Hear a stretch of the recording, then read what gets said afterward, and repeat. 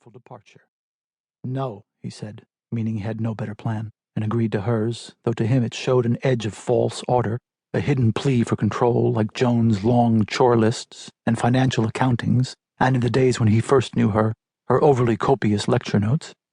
Her plan turned one hurdle for him into four knife-sharp walls, each with a sheer blind drop on the other side.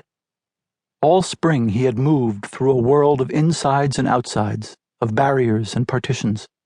He and Joan stood as a thin barrier between the children and the truth. Each moment was a partition, with a past on one side and the future on the other, a future containing this unthinkable now.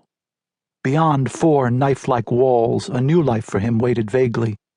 His skull cupped a secret, a white face, a face both frightened and soothing, both strange and known, that he wanted to shield from tears, which he felt all about him, solid as the sunlight.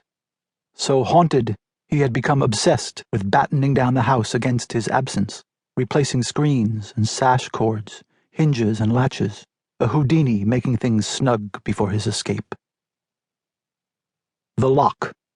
He had still to replace a lock on one of the doors of the screened porch. The task, like most such, proved more difficult than he had imagined. The old lock, aluminum frozen by corrosion, had been deliberately rendered obsolete by manufacturers. 3 hardware stores had nothing that even approximately matched the mortised hole that its removal, surprisingly easy, left. Another hole had to be gouged, with bits too small and saws too big, and the old hole fitted with a block of wood, the chisels dull, the saw rusty, his fingers thick with lack of sleep. The sun poured down beyond the porch on a world of neglect. The bushes already needed pruning. The windward side of the house was shedding flakes of paint. Rain would get in when he was gone. Insects, rot, death. His family, the family he was about to lose, filtered through the edges of his awareness as he struggled with screw holes, splinters, opaque instructions, minutiae of metal. Judith sat on the porch, a princess returned from exile. She regaled them with stories of fuel shortages, of bomb scares in the underground, of Pakistani workmen loudly lusting after her as she walked past on her way to dance school.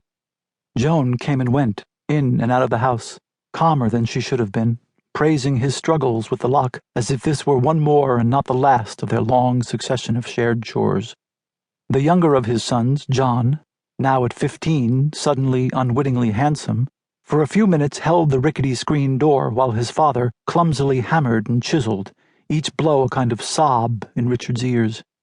His younger daughter, having been at a slumber party the night before, slept on the porch hammock through all the noise, heavy and pink, trusting and forsaken. Time, like the sunlight, continued relentlessly. The sunlight slowly slanted. Today was one of the longest days, but not long enough. The lock clicked, worked. He was through. He had a drink. He drank it on the porch, listening to his daughter. It was so sweet, she was saying, during the worst of it, how all the butchers and bakery shops kept open by candlelight. They're all so plucky and cute. From the papers, things sounded so much worse here, people shooting people in gas lines and everybody freezing. Richard asked her, "Do you still want to live in England forever?" Forever. The concept, now a reality upon him, pressed and scratched at the back of his throat. "No," Judith confessed, turning her oval face to him, its eyes still childishly far apart, but the lips set as over something succulent and satisfactory. "I was anxious to come home. I'm an American." She was a woman. They had raised her. He and Joan had endured together to raise her, alone of the 4. The others had still some raising left in them. Yet it was the thought of telling Judith, the image of her, their first baby walking between them arm in arm to the bridge, that broke him. The partition between his face and tears broke. Richard sat down to the celebratory meal with the back of his throat aching. The champagne, the lobster seemed phases of sunshine. He saw them and tasted them through tears. He blinked, swallowed, croakily joked about hay fever. The tears would not stop leaking through. They came not through a hole that could be plugged, but through a permeable spot in a membrane, steadily, purely, endlessly, fruitfully. They became, his tears, a shield for himself against these others, their faces, the fact of their assembly a last time as innocents, at a table where he sat the last time as head.